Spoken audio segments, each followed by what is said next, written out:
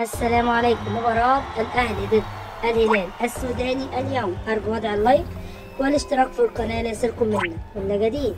يترقب عشاق القلعة الحمراء اليوم السبت 1 إبريل موعد مباراة الأهلي والهلال السوداني في دوري أبطال إفريقيا، وكذلك القنوات الناقلة للمباراة وتشكيل الأهلي في هذه المباراة المصيرية والحاسمة. وتأتي مباراة الأهلي ضد الهلال في الجولة السادسة من مباريات دور المجموعات في بطولة دوري أبطال إفريقيا للموسم الجاري 2022-2023.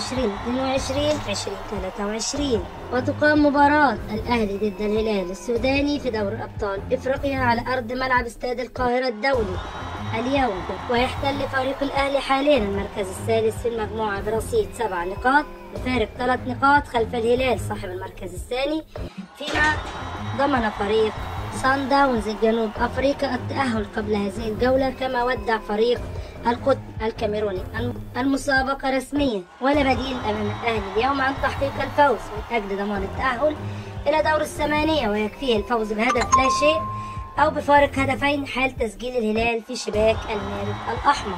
وتقام مباراة الأهلي ضد الهلال السوداني اليوم السبت 1 إبريل عند الساعة 9 مساء بتوقيت القاهرة والسودان، والساعة 10 مساء بتوقيت مكة المكرمة والبحرين وقطر، والساعة 11 مساء بتوقيت الإمارات، والساعة 8 بتوقيت الجزائر والمغرب. بنتمنى التوفيق للنادي الأهلي المصري، وضع اللايك والاشتراك في القناة ليصلكم مني كل جديد، وليستمر معكم البث بدون تقطيع.